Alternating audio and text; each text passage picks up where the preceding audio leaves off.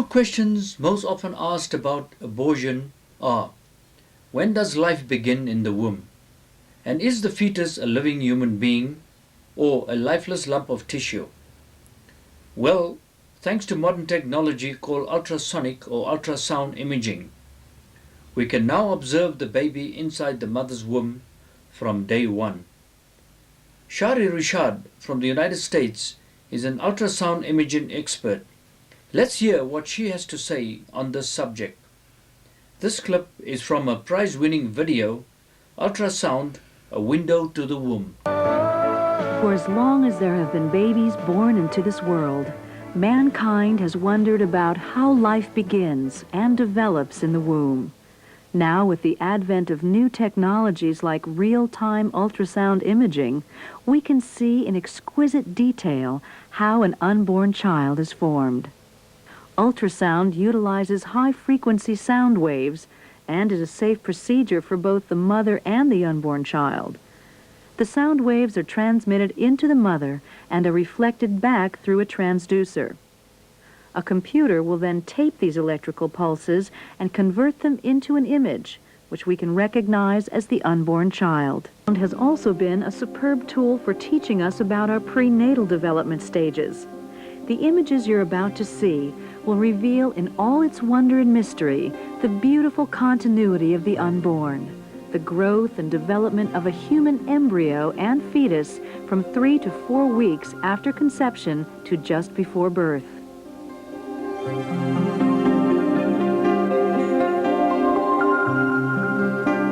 The birth of a human life occurs at the moment of conception, when the mother's egg or ovum is fertilized by one of the father's sperm. During this act of conception, the two cells become a single living cell, a unique individual who never existed before in history and will never be duplicated again. You were so small that the naked eye could not see you. During ovulation, when the mother's egg is mature, it is released from the ovary to await fertilization.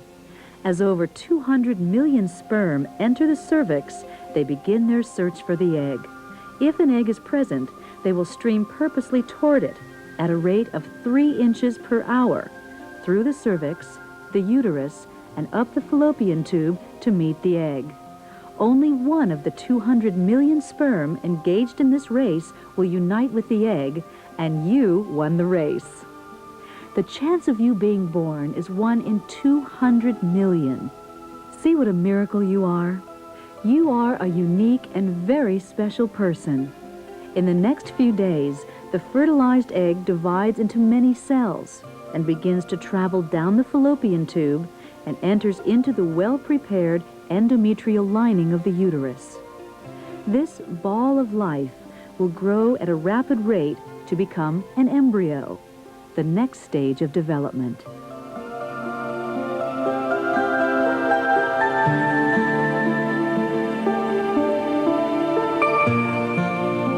At 4 to 5 weeks from conception, the embryo measures only 1/4 of an inch, about the size of an apple seed.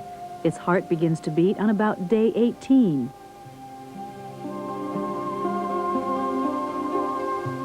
This is an image of just 4 weeks. Can you see the heart beating?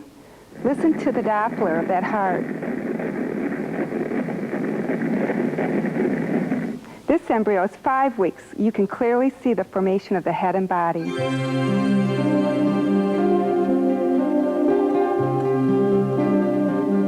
As the embryo reaches the 2nd month, it will measure approximately 1/3 of an inch. The dark circles of the eyes are the retina and can be clearly seen. The beginning stumps of the arms and legs are beginning to grow. The embryo floats freely in the amniotic fluid, which will cushion and protect the baby for the 9 months he will spend in his mother's womb. Now this is a 7-week baby. I'm going to magnify this image, and now you can clearly identify the arms and the legs and the head. Watch him as he moves.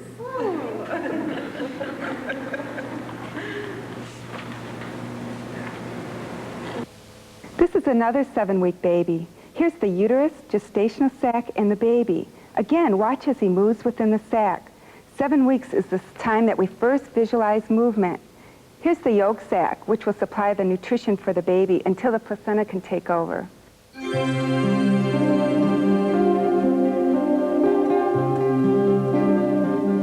At 8 weeks and measuring 1 inch, the developing baby is no longer an embryo, but a fetus, meaning young one. All the organs are now present, but need to develop and grow. The head is about half of the total size, and the brain tissue is growing rapidly. Brain waves are recorded by this time. Individual toes and fingers are formed and can be seen by ultrasound. Now this is a 9-week baby. It's difficult to delineate the organs, but a new technique called transvaginal sonography has recently been adopted, allowing a superb resolution.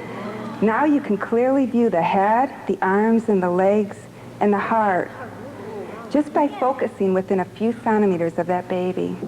By introducing a Doppler signal through this heart, we can measure the heart rate.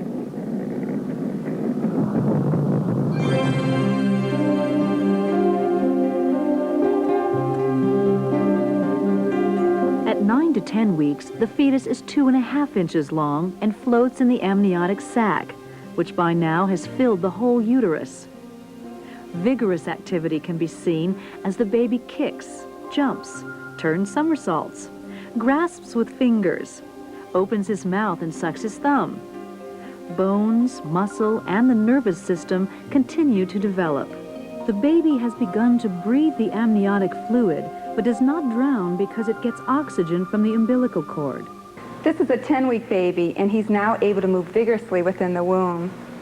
There he jumps, just waved at you.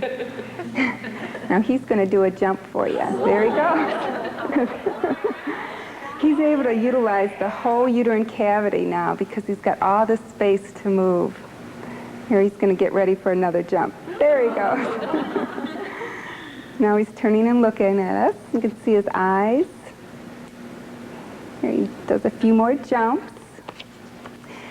The mother, he would not hold still for 30 minutes, and his mother was really impressed to see what he could do.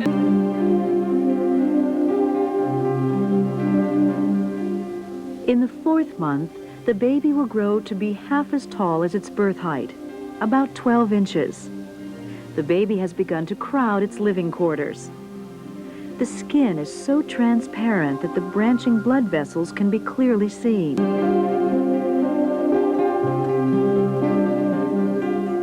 During the last 3 months, the baby's weight will triple to more than 7 pounds and grow to 20 inches. The living quarters become very cramped.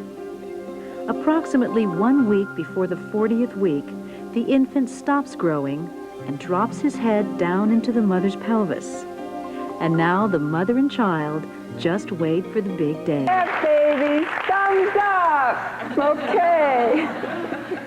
Ultrasound truly is a window on the womb through which we can view a human being in its earliest stages of development and immeasurably deepen our understanding of the miracle we call life.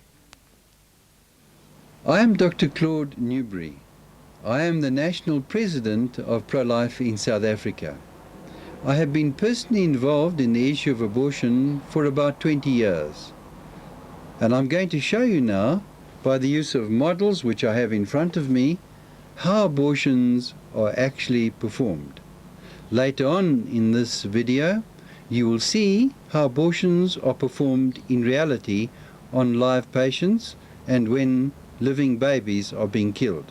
But at the present moment, it's just on models. I have in front of me here some of the instruments that are used when abortions are performed. First of all, there's this sort of instrument. It's called a dilator, and it comes in various sizes, starting from the very thin and small ones, going up in various thicknesses, until eventually it comes to that sort of size to force open the mouth of the womb.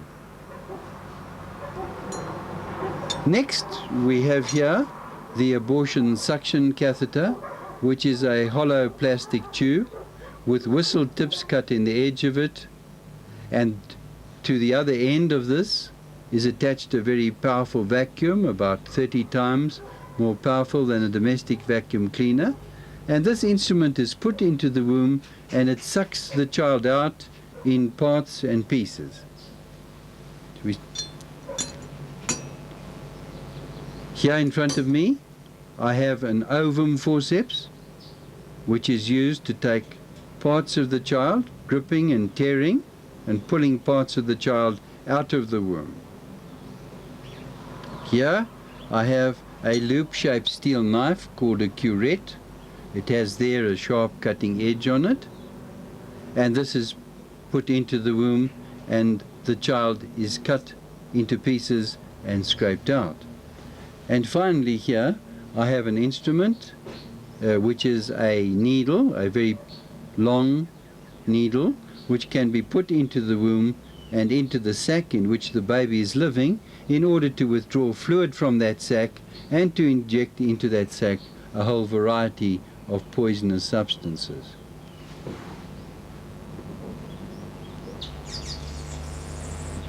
I have in front of me here models of preborn children at different stages of development, ranging in this set from a 10-week to a 28-week developed child.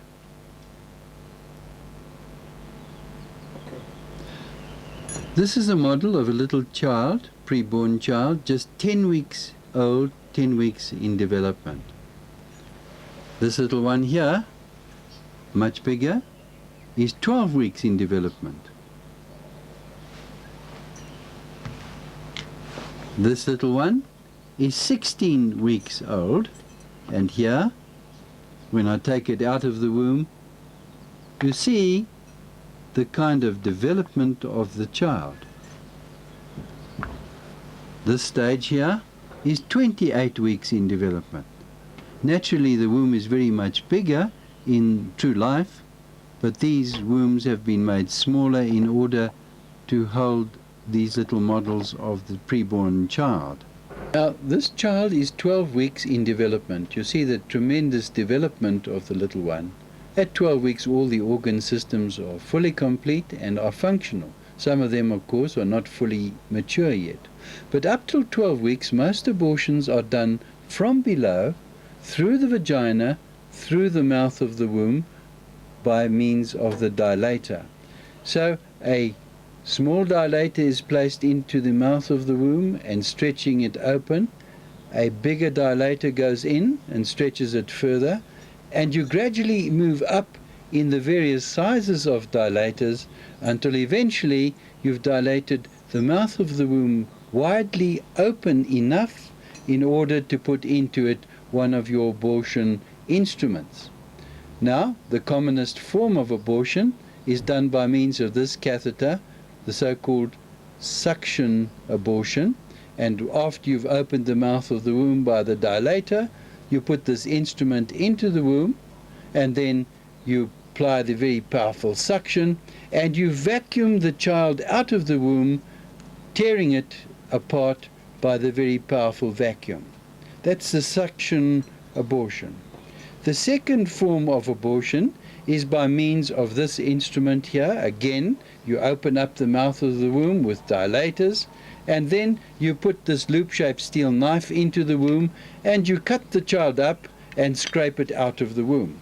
Usually, the head of the baby is too big to be sucked out with the suction catheter, and very often you can't catch it with this instrument, the curette, and so you go after the head of the child by the ovum forceps, catching the head, crushing it, and pulling it out of the womb. Those three types of abortions are done from below through the mouth of the womb. You can do this sort of an abortion by means of these instruments up till very much later in pregnancy, up till as late as 20 and sometimes 22 weeks. Now, after the child has reached the age of about 16 weeks, the womb has become much thinner, the wall of the womb, and then it's more dangerous from below to do an abortion. So doctors then devise other techniques in order to kill the child. When we say it's more dangerous, obviously every abortion is always fatal for the child. But when we talk of danger, we're talking of danger to the mother. It's more easy to cut a hole in the wall of the womb, to cut a hole right through the wall of the womb, or to suck a hole through the wall of the womb, or to tear a piece of the wall of the womb away with this instrument. So then doctors use this instrument, which is a needle, and they put that needle through the wall of the mother's womb, through the womb, into the sac, or into the heart of the baby and into the body of the baby. They can carefully guide it into the heart of the child by ultrasound guidance, and then they can stab the child in the heart, sucking the blood out of the heart and injecting into the heart of the child a very powerful poisonous substance, usually a substance called potassium. This is a technique which they use to effect a procedure called fetal reduction. If a woman has more than one child, for example, if she has twins or triplets and she only really wants one, then a doctor can contract with her to kill the two unwanted children by means of this particular technique. And it's a very careful and precise method of medical assassination. So once the poison is injected into the sac or into the child struggles frantically for a little while, and if it's injected into the sac, the child struggles for about an hour, and then it has convulsions, and then it dies, and about 24 hours later the mother delivers the dead baby. Later on, you can do a form of caesarean section on children. This is a 28-week-old developing child, and you do a caesarean section just the same as you do any other caesarean section, but because it's an abortion, you change the name of the operation and call it a hysterotomy. If you called it a caesarean section, people would want to know where the live baby was, because we know that doctors do caesarean sections in order to deliver children. But you do it in the same way in which you do a caesarean section, but instead of delivering the live baby and taking care of it, you ensure that the baby is killed by a whole variety of techniques, by abandonment, by allowing the children to bleed to death, by allowing the children to suffocate in the amniotic fluid, by turning their heads back into the fluid after you've first of all turned the head into the opening in the womb, allowed the child to take a first breath, and then turn the head back in so that with the next breath the child aspirates and suffocates the fluid that is still remaining within the womb. Or you leave these little children on a very cold stainless steel countertop, or you drop them into buckets of saline or buckets of formalin, anything to kill the child. Those are procedures in which larger children are aborted, the hysterotomy procedure. Now let's have a look at the actual abortion in operation. These clips are from the popular videos The Silent Scream and Eclipse of Reason, produced by world-famous American pro-life expert and gynecologist Dr. Bernard N. Nathanson. My name is Bernard N. Nathanson. I'm a physician, a practicing obstetrician and gynecologist. And I think I've had a passing experience in matters of abortion. Question: the unborn child is simply another human being, another member of the human community, indistinguishable in every way from any of us. Now, for the first time, we have the technology to see abortion from the victim's vantage point. Ultrasound imaging has allowed us to see this. And so for the first time, we are going to watch a child being torn apart, dismembered, disarticulated, crushed, and destroyed by the unfeeling steel instruments of the abortionist. Now, let's move to the action. We now see the heart beating here in the child's chest. The heart is beating at a rate of approximately 140 a minute. And we can see the child moving rather serenely in the uterus. One can see it shifting position from time to time. It is still orientated in this manner. And the mouth is receiving the thumb of the child. The child again is moving quietly in its sanctuary. Now, this shadow which we are seeing down at the bottom of the screen is the suction tip. We have colored the suction tip deliberately in order for you to discern it more clearly. But the abortionist has now dilated the cervix and is now inserting this suction tip, which you can see moving back and forth across the screen. You will note that as the suction tip, which is now over here, moves toward the child will rear away from it and undergo much more violent, much more agitated movements. The child is now moving in a much more purposeful manner. Its orientation changes from time to time. It is rearing again here. Now, the suction tip has not actually touched the child, even though the child is extremely agitated and moving in a violent manner. The child has now moved back to the profile view, and the suction tip is flashing once again across the screen. The child's mouth is now open, and we will see that again on a freeze frame in a moment. But this suction tip, which you can see moving violently back and forth on the bottom of the screen, is the lethal instrument which will ultimately tear apart and destroy the child. It is only after the fluid has been broken, the sac has been disrupted, that the tip will actually come against the child. But we can see the tip moving back and forth as the abortionist seeks the child's body. Once again, we see the child's mouth wide open in a silent scream in this particular freeze frame. This is the silent scream of a child threatened imminently with extinction.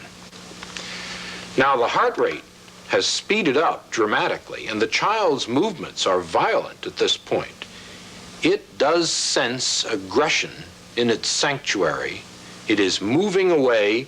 One can see it moving to the left side of the uterus in an attempt, a pathetic attempt, to escape the inexorable instruments which the abortionist is using to extinguish its life. Now, the heart has again perceptibly speeded up. We can time this at approximately 200 beats per minute. And there is no question this child senses the most mortal danger imaginable. The membrane has now been punctured and the fluid has escaped. One no longer sees that large reservoir of fluid surrounding the child.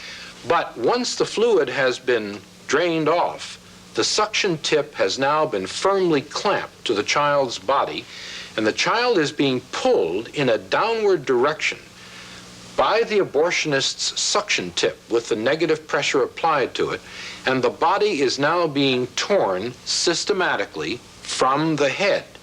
The head of the child being in this direction here. I am now outlining the child's head.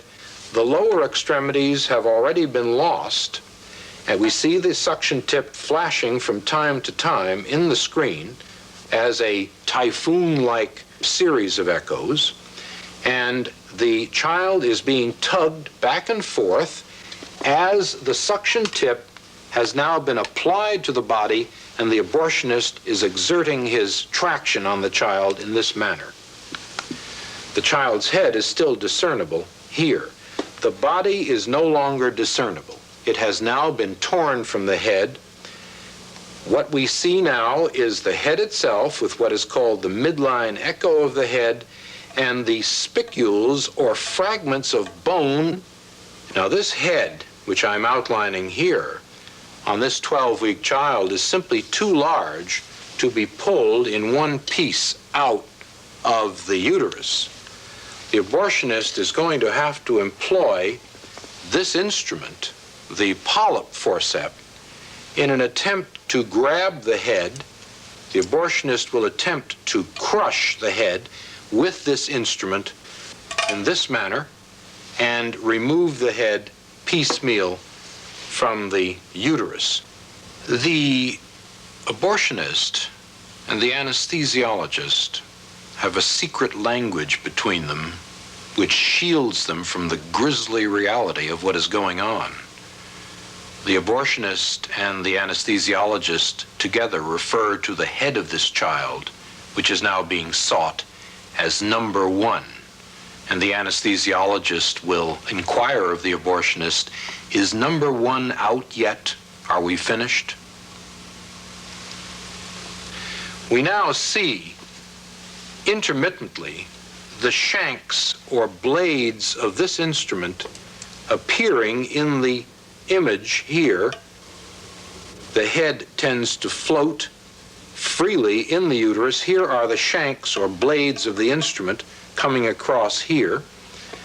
And the head is now being locked on by this polyp forceps, and the head is being pulled down toward the cervix.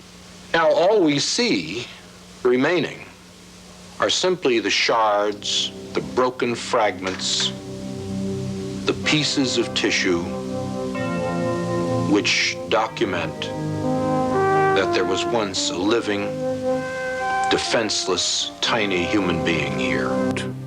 This child has experienced an unimaginable agony. Pieces of the torso are being removed, and the parts are stacked on the table to the side of the abortionist in preparation for reassembling the child to assure that the abortion has been complete. In this pathetic pile of human rubble, we can discern a leg with the foot still attached. The crushed head has now been removed, and the white matter of the brain has spilled out. To scrape out all the fragments and the shards of the afterbirth and the child which remain, and the procedure is then at an end. Let's look at abortion as an industry. Last year, there were 1.5 million abortions done in this country, and the average cost of an abortion is about $300 to $400 per operation. This has created an industry in this country of about $500 to $600 million a year, which would qualify to be on the Fortune 500 list of largest industries in the world. 90% of these monies are going into the pockets of physicians, and the remainder into the pockets of the entrepreneurs who run the clinics. Now, we've had some recent investigations on the question of these clinics. Clinics are being franchised out like fast food services across the country. We know there are chains of them in California and through the Southwest and even in the Southeast of the United States.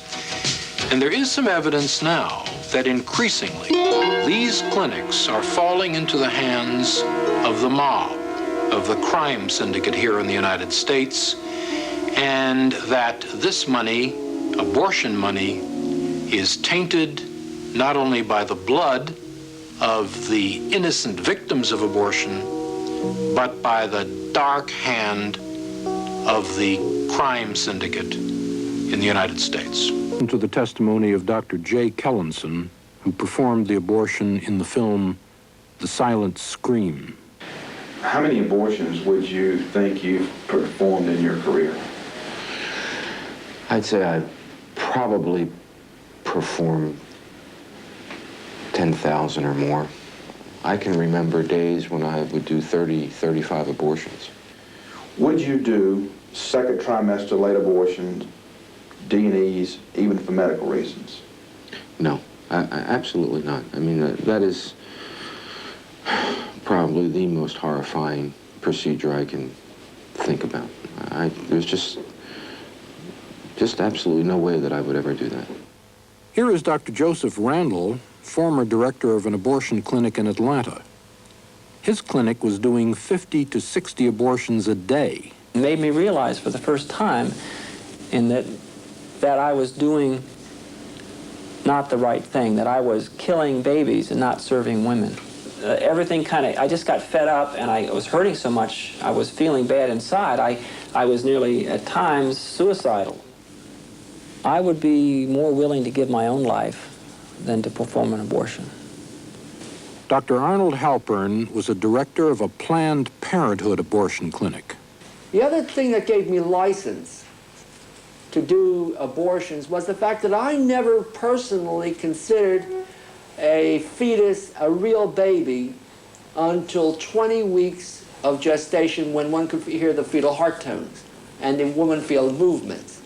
Now, somewhere along the line, I was apprised, or thought I was apprised, that the fetus was not a human being until it arrived to the point where a woman could feel that baby move. As we've gone from 1982 to 1986 and into the late 1980s, we realized that the fetus really is a child, and that it really is moving, and the heartbeat is really beating by the use of ultrasound and modern techniques of detecting the fetus. There is no difference between a first trimester abortion and a second trimester abortion, or a third trimester abortion, or infanticide. It's all the same human being in different stages of development. And one day I walked into the abortion clinic with 10 or 12 or 13 women waiting, and I realized that I could not do any more abortions. I felt uncomfortable doing it. I felt disgust at myself. I realized now that I had been starting to do second trimester abortions, and not only did I see a little bit of tissue coming out, I saw fetal parts, and I saw babies coming out, and I felt that I was so uncomfortable at this point that I could not continue, and I walked out of the clinic and left that clinic without doing the abortions and never entered the abortion clinic again. I finally got to the point where I could not look at those little bodies anymore. There's no doubt in my mind that I would never perform an abortion ever again. We have gone into a noble profession for healing, and we lose sight of what we were called to do when we get into the killing business.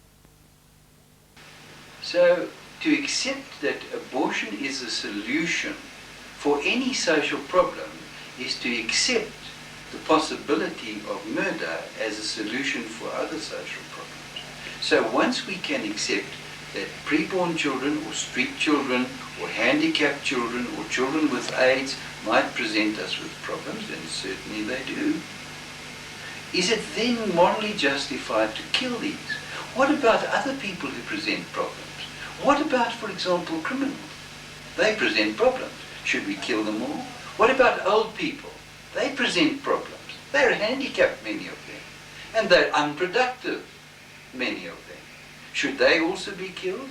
And wouldn't it be a wonderful kind of barbaric society, but really a hell, if we decided that killing was the solution to social problems?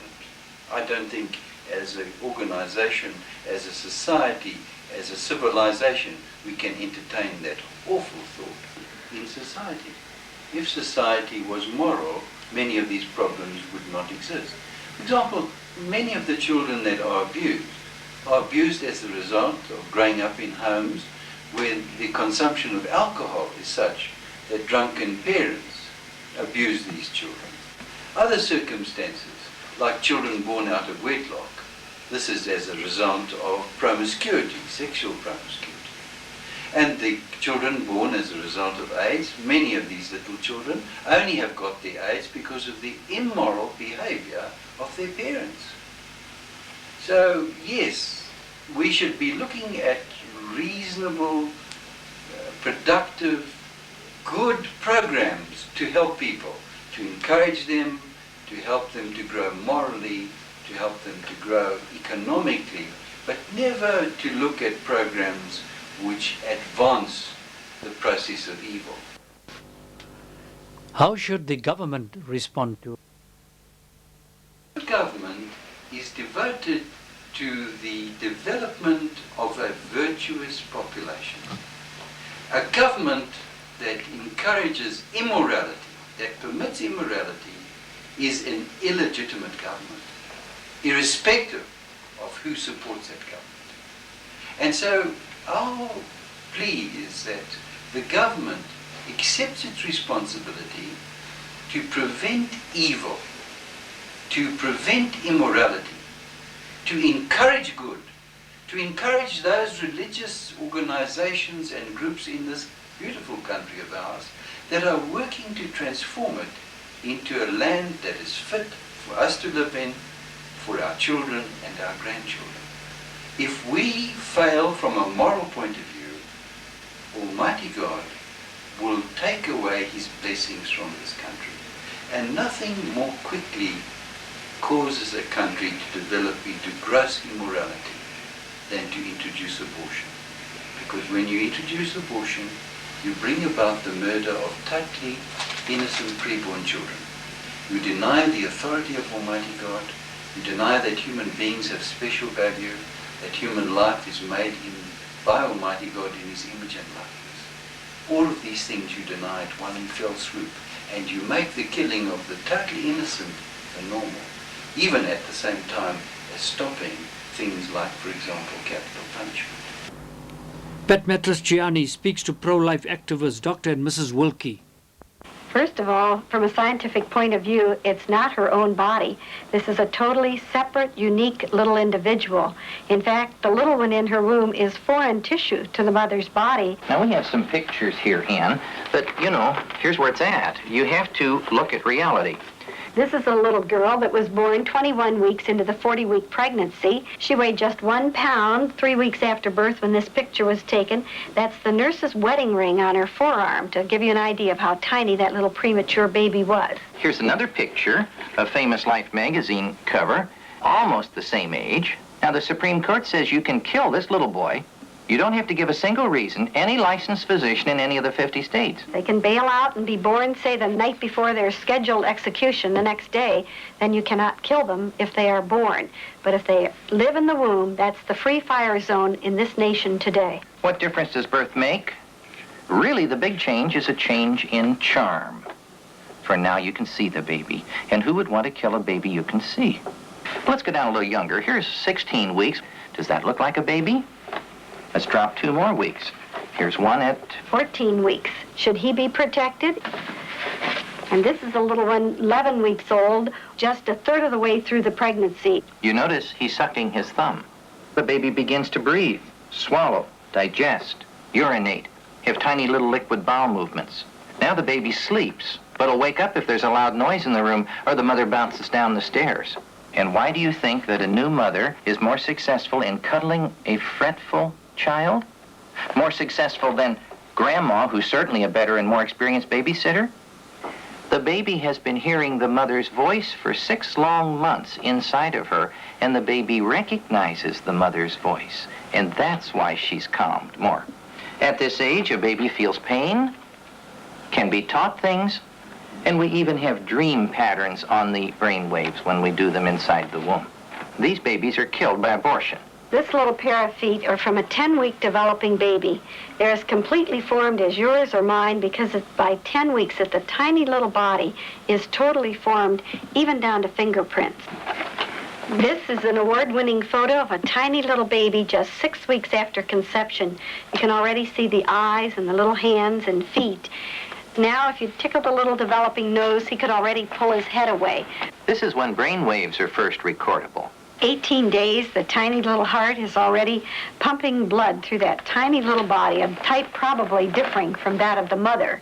By 10 days, this new individual, with a remarkable display of hormonal power, stops his mother's menstrual periods and is in complete charge of the pregnancy from there on in. When the sperm and the ovum complete their joining, fertilization, conception, we have a single cell.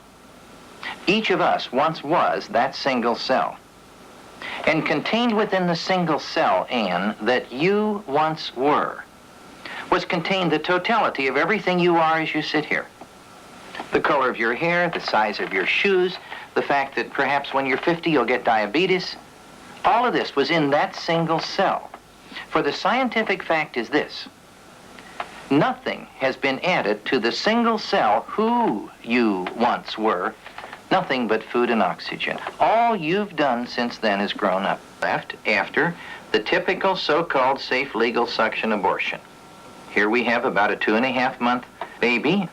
That suction has just torn the body of that little baby to pieces. Here is a late abortion, almost 4.5 months.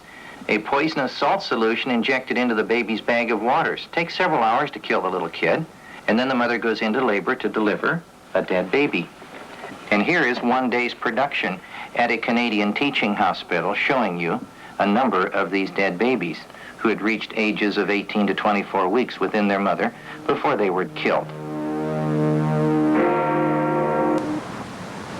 Every year since 1973, on January 22nd, the pro-life movement comes to Washington, D.C. to protest the Supreme Court's decision and to petition Congress for a constitutional amendment. I'm not into religion. I'm not a follower of any religion. I'm out here because I think this is the most extreme example of human rights and civil rights violations in the country today. I used to always be for abortion. I thought abortion was supposed to be one of the great things that ever happened on this planet. I'm from the middle of the liberal community and proud to be from there. If you're going to be for women's rights, you have to be for abortion. I'm for women's rights all the way, and we're going to use abortion to take care of population problems and child abuse, and it's supposed to be great. Well, about a year ago, I went down to the library, started thumbing through embryology books, and I didn't find that blob of tissue, that pregnancy tissue that we'd kept talking about. I found a developing human being, and it hit me like a ton of bricks. Oh, nuts, we're killing babies. Why are you carrying this sign that says "Stop the Holocaust"? Because what's taking place right now is principally the same thing which happened in Nazi Germany. Millions are being slaughtered innocently. It's unlawful to destroy that egg of the bald eagle, but it's okay to destroy babies. I'm marching here today because my mother didn't abort me. Kids are beautiful. If they had abortion when I was born, I wouldn't be here right now. But what about the woman who doesn't want the child? They should put it up for adoption, not abortion.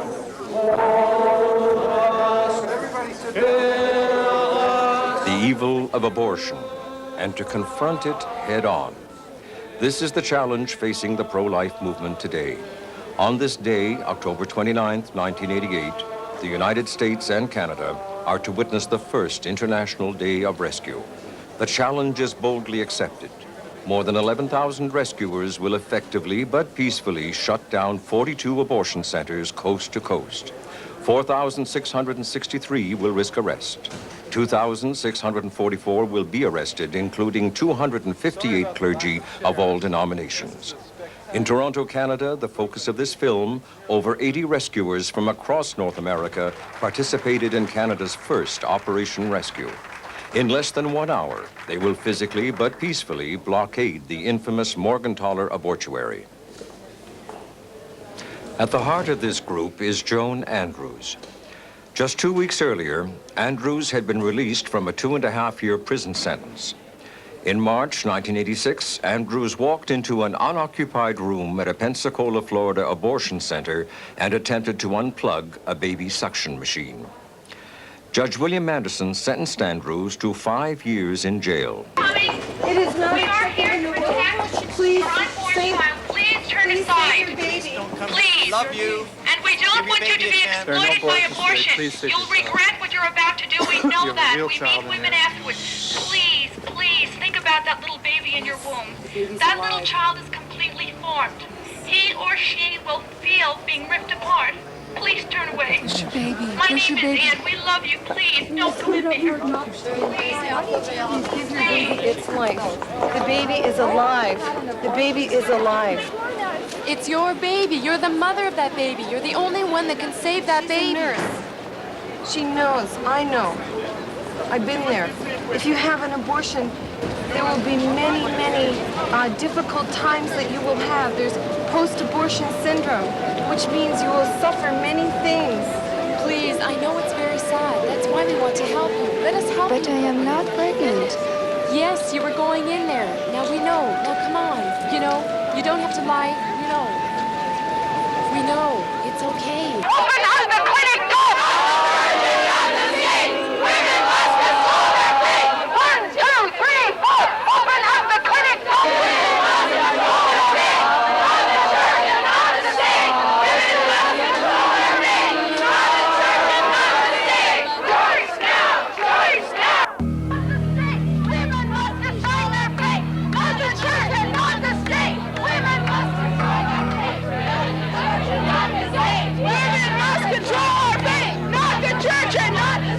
I understand your position.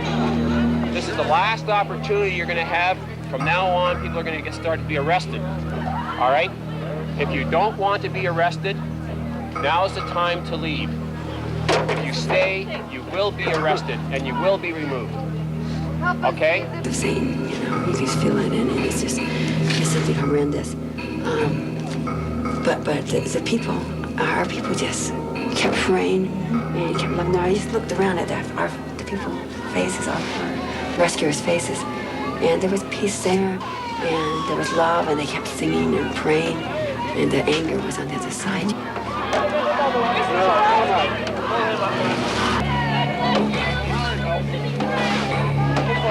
Why is this baby? I don't know. He won't move.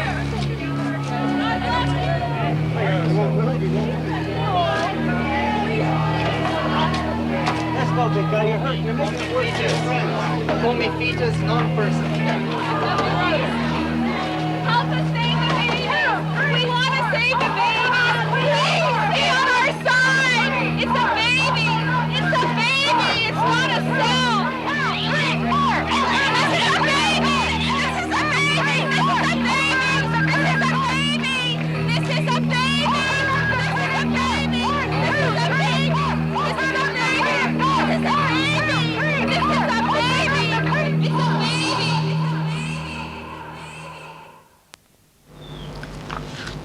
I'm Glenys Newbury.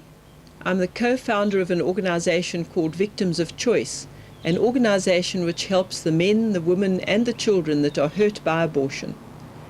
And from today I'm going to discuss from the woman's perspective some of the solutions to abortion.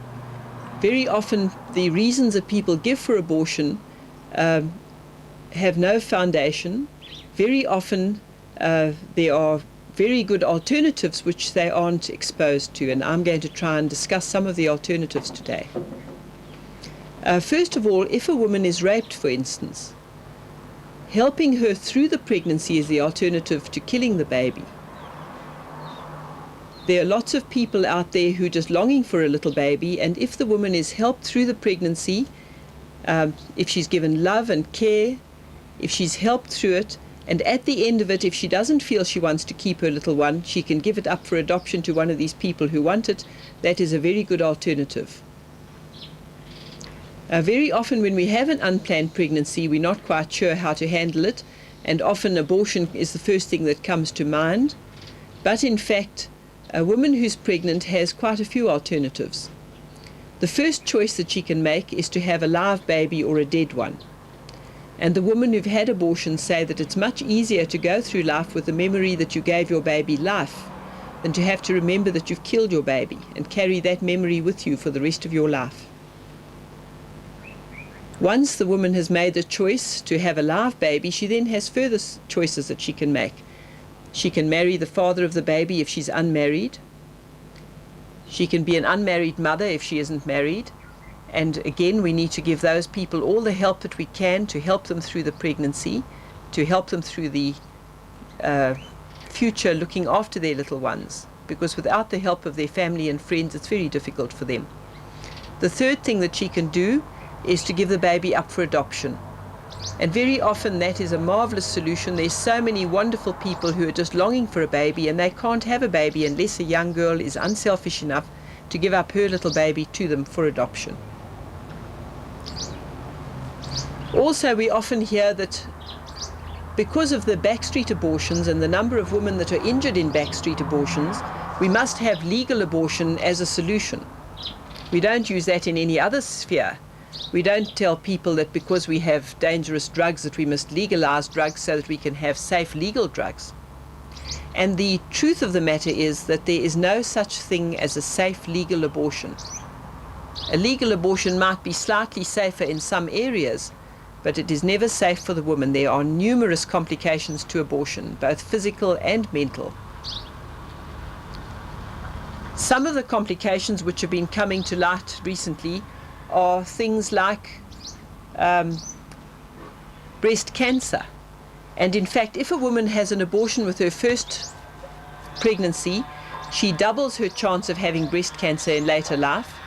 If she has 2 or more abortions, her chances of having breast cancer go up about 300%.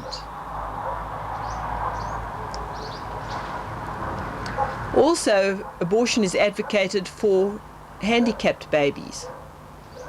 This dehumanizes and devalues all handicapped people. And we all know of the most wonderful handicapped people who've risen above their handicaps, who've helped, who've benefited society.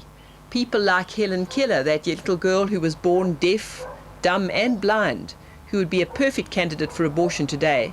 And yet she has gone around the world giving people lectures, helping to create better circumstances for other handicapped people.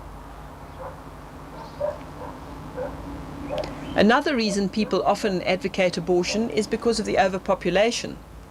It's interesting that we never talk about an overpopulated bus. We might travel in a very crowded bus, but never an overpopulated one. And so we get crowded towns, we get crowded areas. But that doesn't mean to say that they're overpopulated.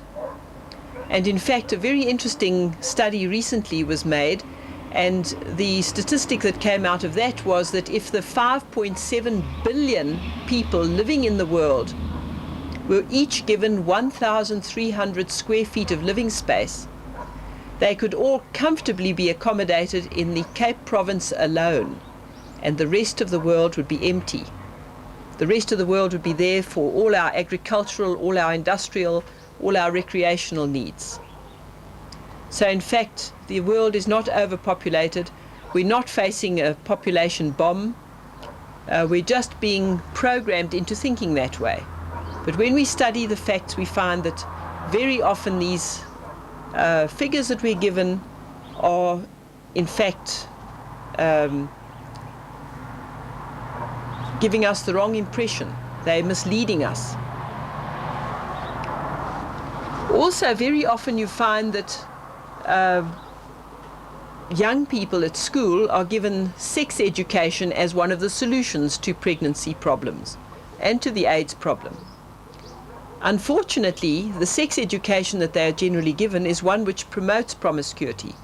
It's one which tells them that if you're going to be promiscuous, come along to the family planning clinics and we'll help you to plan families. And of course, they're not planning families at all. As a result of this, we have many unplanned pregnancies. We have many venereal diseases, because every single method of birth control has a failure rate. The only safe 100% family planning method is the oral contraceptive, which you use when you open your mouth and say no. With any other family planning method, you run the risk of a pregnancy. What we should be giving our young people is moral formation and the ability to say no. We must give them that strength. Also, promoting things like condoms is certainly not going to be the solution. The condom failure rate is quite horrifying. And in fact, recently the South African Bureau of Standards did a test on condoms. They tested 24 different brands, and they found that out of the 24, every single brand had a failure rate, and in fact 17 out of the 24 had more than one, failed in more than one aspect of the requirements. So that when you look at condoms, they're certainly not going to be the solution for anything. And the only safe sex that you can practice is chastity before marriage and faithfulness afterwards. That is the only method that is going to be 100% safe. And in fact, the only thing to use for safe sex is a wedding ring. Sex is a popular one in our society. Today, we are educated via printed media, through television and celebrities, and in our classrooms, that the use of barrier-type contraceptives, such as condoms, will prevent sexually transmitted diseases. This information, as you're about to witness, is grossly incorrect.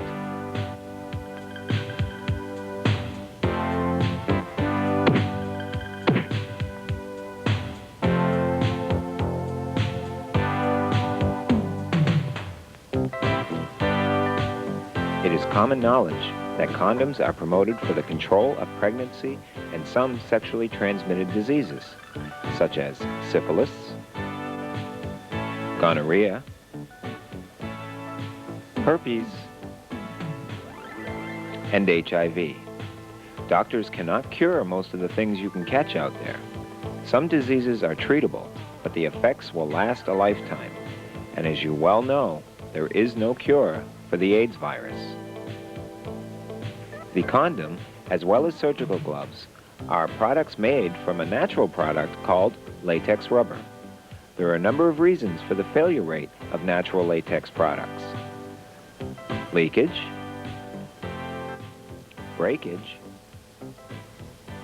slippage, damage caused by oil-based lubricants, improper usage, improper storage,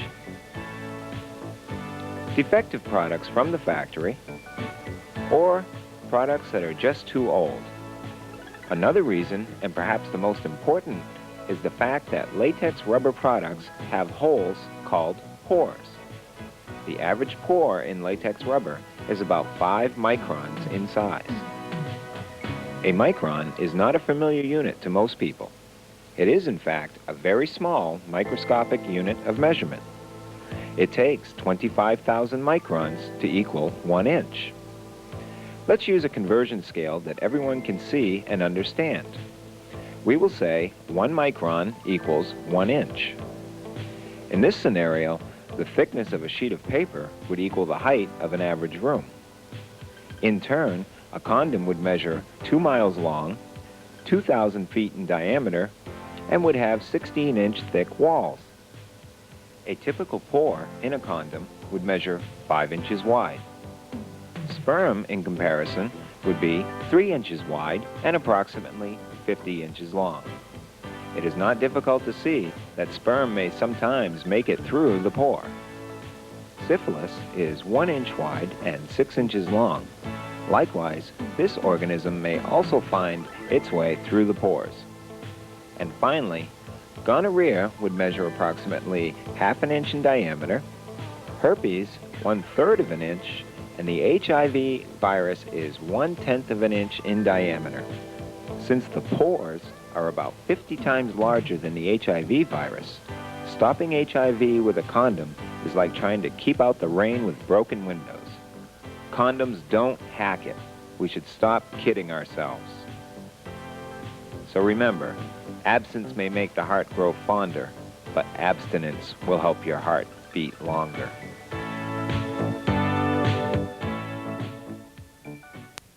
Born child is not the only victim. Women are victims too.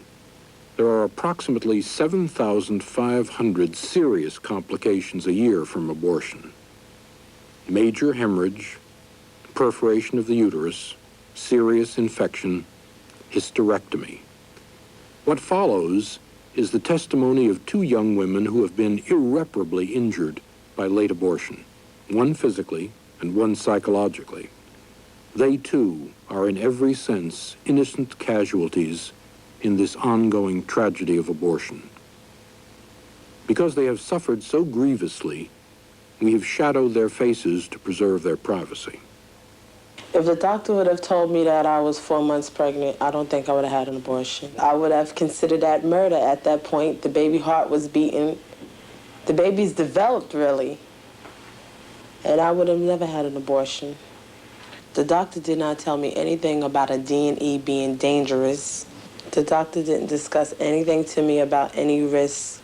I wasn't told one word. Nothing about, my uterus being burst through, and all these things happen. This young woman is a practicing psychologist.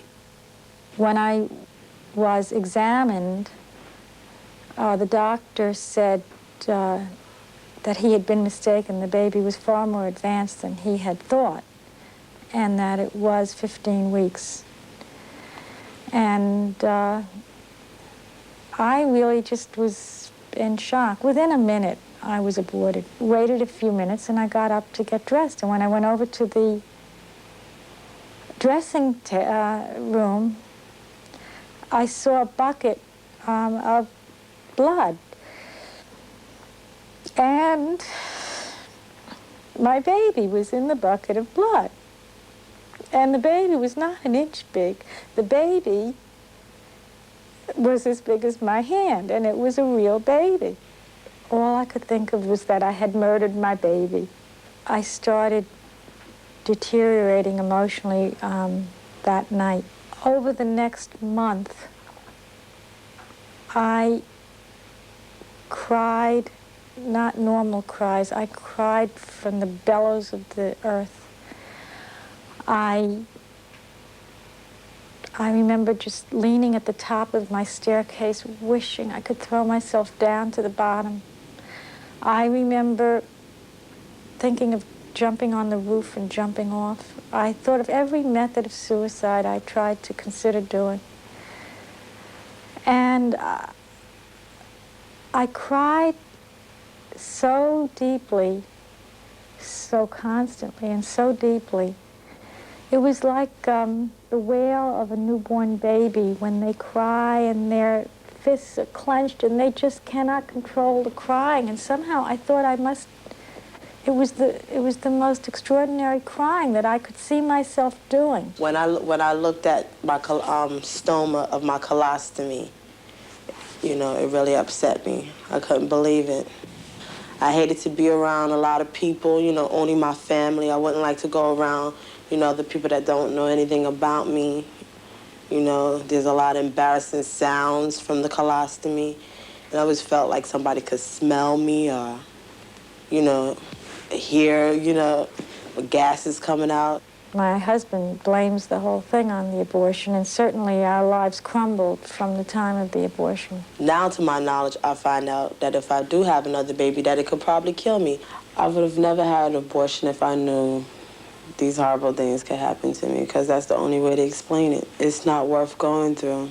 I have seen, either through referrals or in my practice, more through referrals since my abortion, people who have had as serious an initial reaction as I had. It seems to me that almost no attention is paid to the psychological disaster that happens to so many people through abortion. Abortion is not something that was developed or invented by the women's movement. I think the women's movement has been terribly deceived about and has misunderstood what abortion is. Sometimes I could sit back and I could think about what happened, and all I could do was just cry.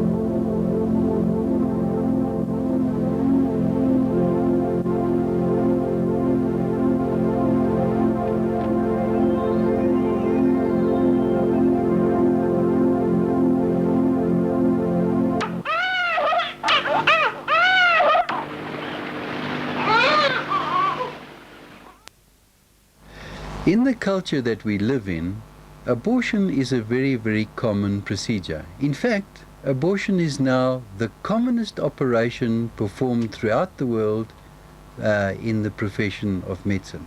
It's more common than an appendectomy, it's more common than the removal of tonsils. But why do people procure abortions? And then why do doctors procure abortions? Now, the reason for this is a very complex one. But at the root of the whole idea of the abortion culture is the idea that values are relative. That, for example, there are no absolutes, that things are not absolutely right and things are not absolutely wrong.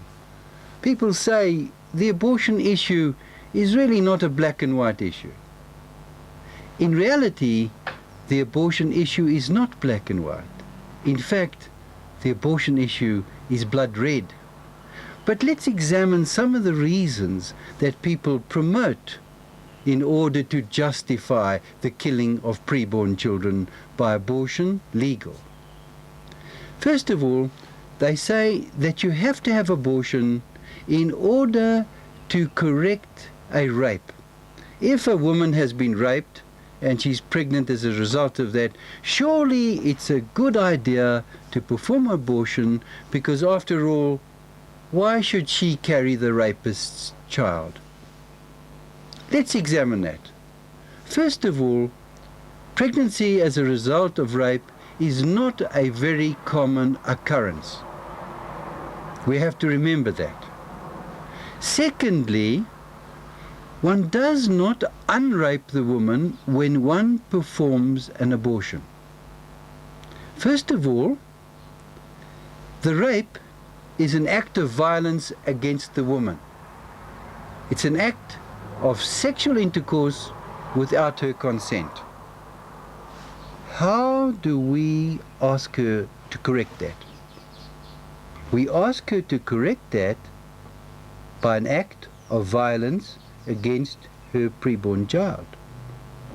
We ask her to correct sexual intercourse without her consent by murdering the child. In rape, she's innocent. She has no blame for the rape. Here I'm talking of assault rape. I'm not talking of statutory rape. When she's given her consent to sexual intercourse, but she's under the age which allows her to give that consent. That's what we call statutory rape. But in an assault rape, the woman is innocent. The offense is committed against her. However, when we ask her to cooperate with the abortionist, she now becomes an accessory to the killing of her child. And that's an ultimate catastrophe. Remember that the child is her child in her womb, as well as being fathered by the rapist.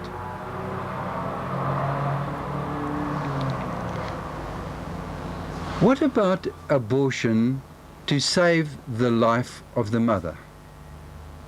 That sounds an eminently sensible position.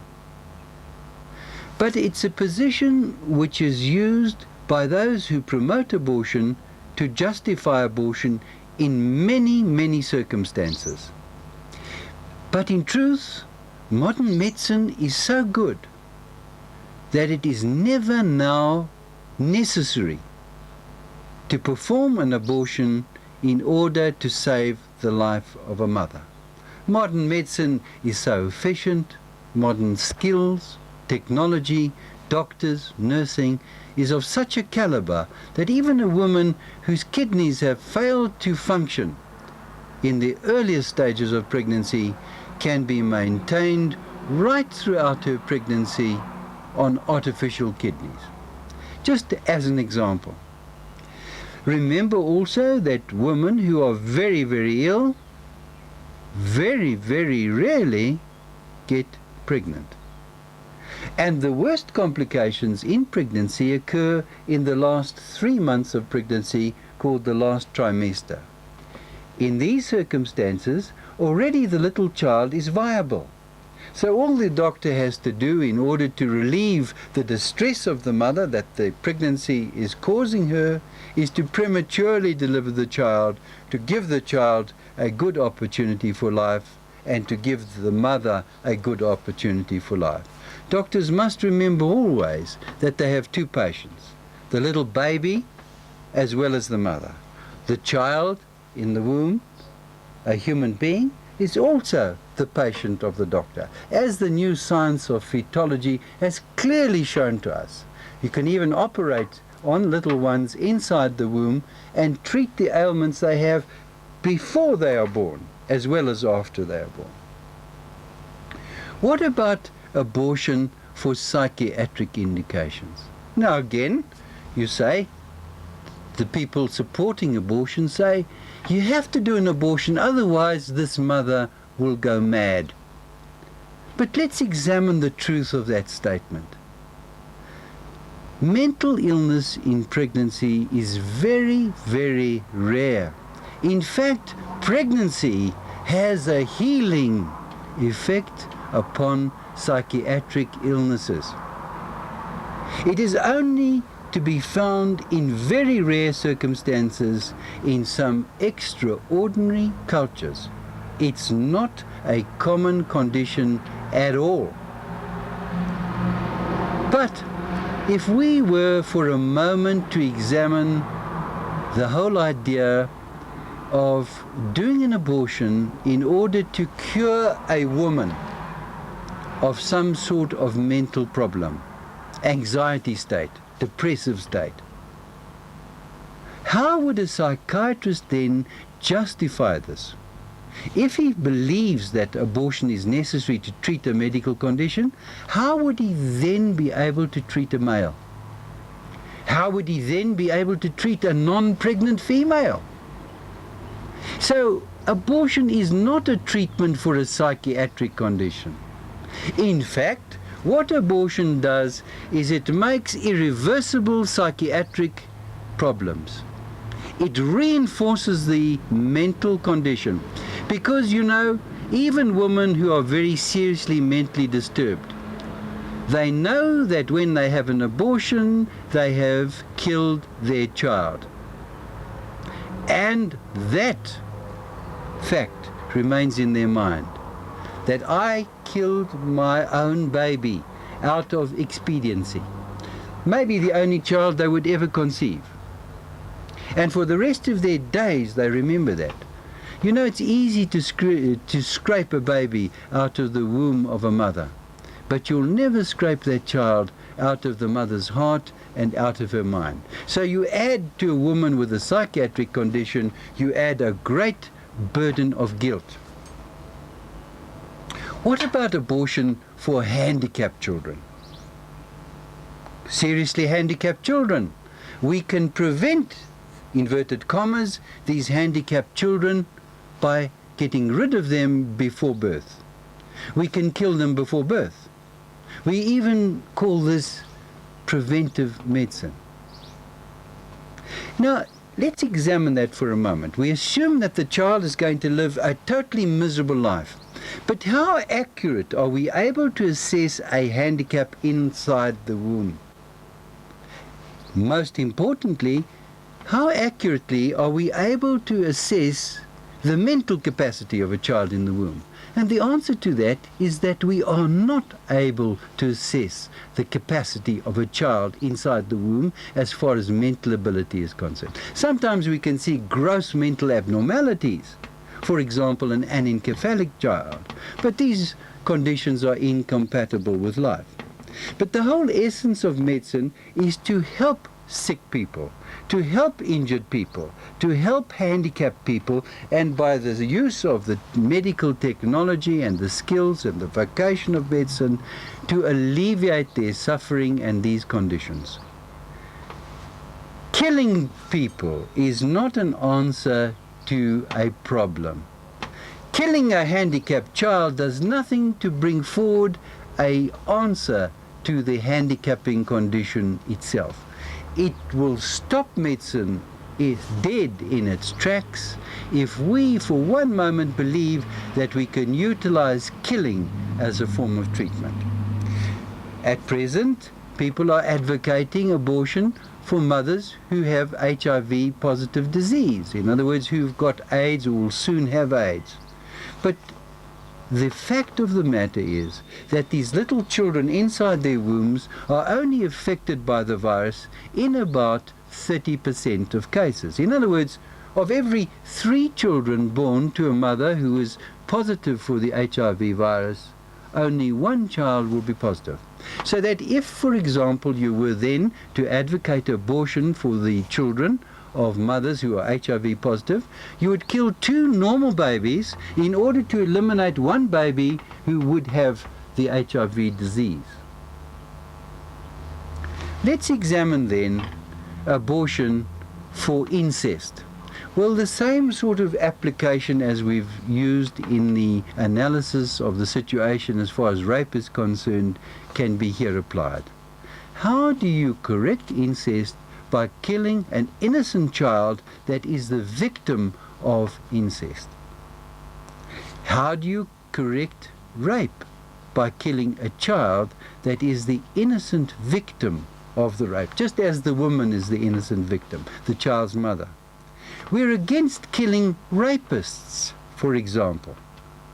We're against the capital punishment of people who commit incest in our society. But yet, we believe that it's a solution to kill a totally helpless, innocent child in order to correct the sins or the crime of that child's father. That's a travesty of justice. These are the main conditions. Those are the conditions in which abortion is justified in our South African abortion law. But there are people now who are advocating that we must have abortion on request in South Africa.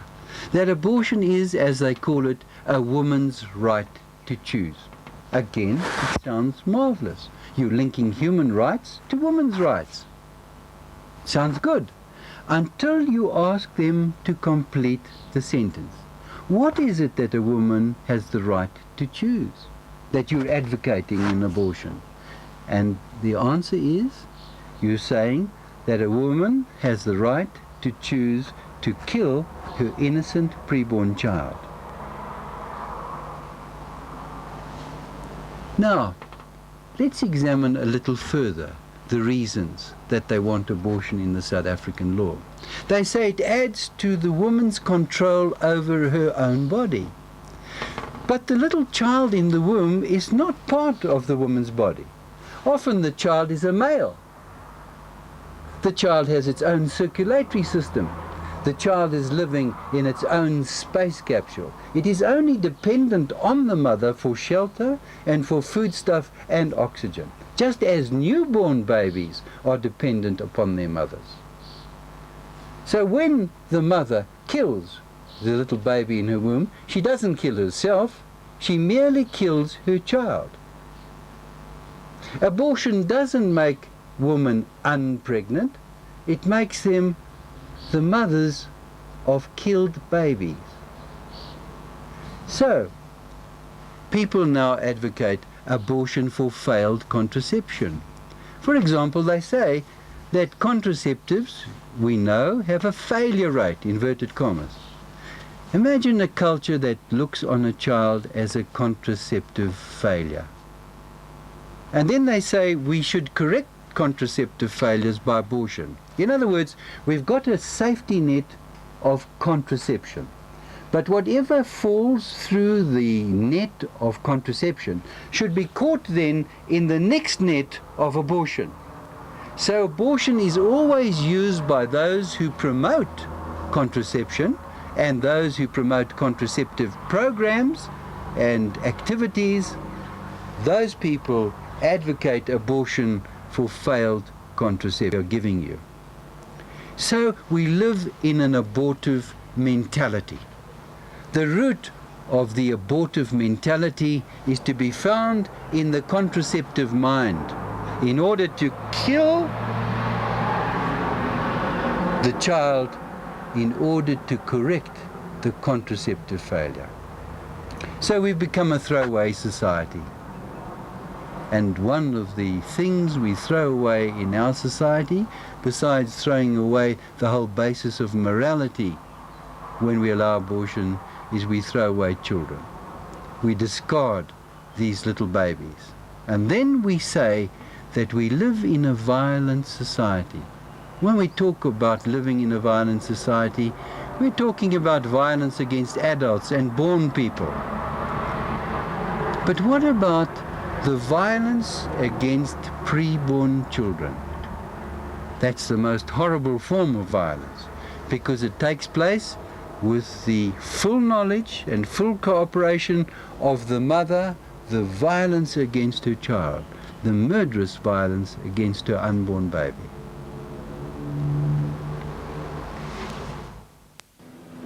When he accepted the Nobel Prize, Elie Wiesel said, "I swore never to be silent whenever and wherever human beings endure suffering and humiliation. We must always take sides. Neutrality helps the oppressor, never the victim. Silence encourages the tormentor, never the tormented." No one's ever spoken more eloquently than that on behalf of the victim. Since 1973, abortion has claimed more than 20 million mute and innocent victims. This film speaks for them. The silence has to stop.